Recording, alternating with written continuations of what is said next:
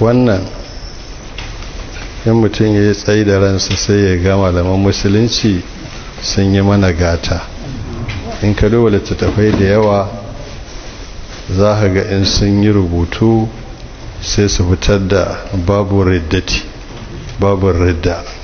za su dinga mana bayani in ka faɗi kaza ridda ce, in ka faɗi kaza ridda ce. wannan sun yi ne don su kubutar da mutum ya kiyaye irin wannan, bai san lokacin da zai yi ta kuma ajali izo ba. kaga misali mutum ya ce yunwa ba a maki la haula, wannan mutum ya faɗe ta ridda ce, domin annabi alaihi ce addafa biha ma adiqu ma la adiqu, ta wuce a yi mata irin wannan kalma. ko mutum ya buɗe baki ce zamani ne na annabi shahu, irin wannan kalmomin miyagun kalmomi ne, in mutum yana faɗar su ridda ike yana fita daga addini. ko mace malami ne na makaranta yana koyara karatu suna yi sai dinga ganin wahala, kudin laraban ma ba a bashi, yana cikin ɗan karen wahala, bashi ya haukansa, abubuwa da sun danne shi. sai ga wani ba musulmi ba su kuma malaman da suke kwa 'ya'yansu karatu kwasai suna ba su ci, su ba shi sa, su sai musu abin hawa, a kawo musu abinci. ran da tsautsayi ya kayi shi ya ce ai kaga wa'annan ba musulmi sun fi ma musulman wajen kaza, to ya yi ridda. irin waɗannan su ne akwai haɗari a ciki. to sai kuma asbabu khatimatu su'i, su malamai ba su boye ba, sun faɗa wa mutane ga abin da yake jawo an mutum ya zo mutuwa. sai an zo lokacin fidda rai sai a tsaye da mutum a lokacin, sai wangije masa salbu. Allah kiyaye mu. daga ciki akwai shugabanci. in mutum ya yi shugabanci ya yi zalunci, haka za ta same shi. domin annabi alaihi cewa ma min ra'in yastar'ihi Allahu ra'iyatan yamutu yawma yamutu huwa gashu ra'iyatahu illa harrama Allahu ta'ala alaihi aljanna. ba wani mutum da Allah zai bashi jagorancin mutane ya gama isauka ko ya mutu ina zalunta su, yana ha'inta su, yana abin da ba su san shi haka yake ba, sai Allah haramta masa shiga aljanna. lokacin da zai mutum yana kan shimfiɗarsa ko gadansa ko wani gida ko wani asibiti, za a turo mala'ika jibril ya zo ya tsaya a ce riƙe ran, a dakatar da mala'ikan ɗaukar ya ce a bincika inda aka ga zalunci, sai ce jibril ya gaya masa albishirinsa Allah ya haramta masa ga aljanna, sai ce mala'ikan ɗaukar ya ɗauki. kaga wannan yana ciki. sannan shubuha ta ƙudiri tana ciki. abinda annabi alaihi ya zo da shi a ƙudiri mutum ya zo da sabaninsa. shi sa da muke karanta jawharatul tauhidin nan, ai maganin shubuhat din ne. mutum a ce wani ya mutu da sauran kwanansa, ba wanda zai mutu da sauran kwanansa, ko me ya faru shubuha ce. a ce zunubi ba babba ba karami shubuha ce. a ce ba wuta yanzu ba aljanna, sai in kiyama ta tashi Allah zai halicce su, shubuha ce. to in mutum ya kudura irin wannan shubuhatin,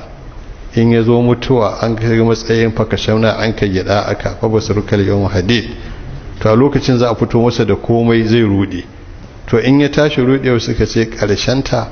Allah daya sai dauka ba daidai bane, to in ya samu wannan zai mutu kafiri. daga ciki sai suka ce akwai san dukiya. mutum ya sa dukiya a ransa ya ƙwallafa rai a kanta, yana son ta mututuwar so, ko kuma 'ya'yan da ya haifa yana mututuwar son su, so na fitar arziki, baya son irbu da su ko ta wata irin fuska. to in ya zo mutuwa yana bakin cikin ya gamu da Allah saboda kar ya gamu da rabu da matarsa ko 'ya'yansa ko dukiyarsa, to shi kenan sai ya shiga cikin man kariha liqa Allah kariha Allahu liqa'ahu. wanda yake ba yake haɗuwa da Allah baya so, to Allah zai ce ma ba san gamuwa da shi, to ya gamu da matsala. sannan sai suka ce daga ciki akwai zub da ciki. wacce tana da ciki haka kura mutum ya sakandanta ya je likita je ka zubar, yana cin asbabu khatimatu su'i sai an zo mutuwa da ce inda ya wane ne ba fita da imani sai karba imani ya mutu kafiri haka kura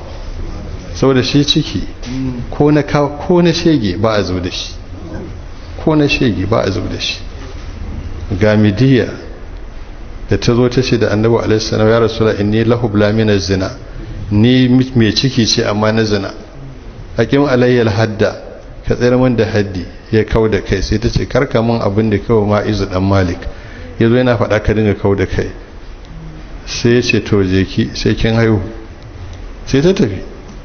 bai ce abu sawanta ba ko a karɓi adireshin ta tafi in ta dawo ruwanta mata dawo da ta haihu sai ta dawo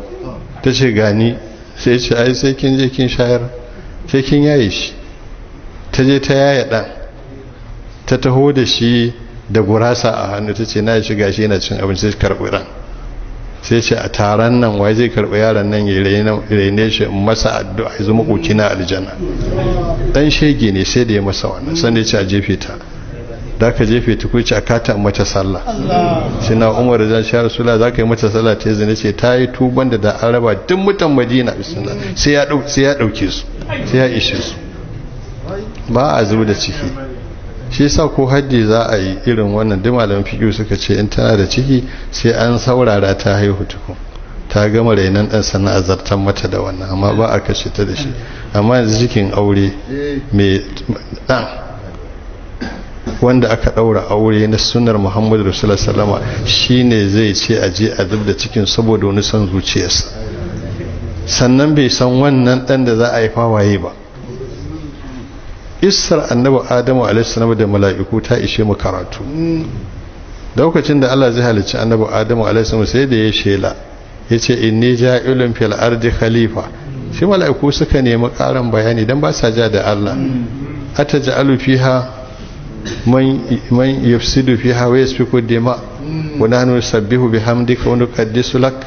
sai Allah ce inni a'lamu ma la ta'lamun na san abin da ku sani ba to wanda zai haifa da bai san abin da Allah ya sani ba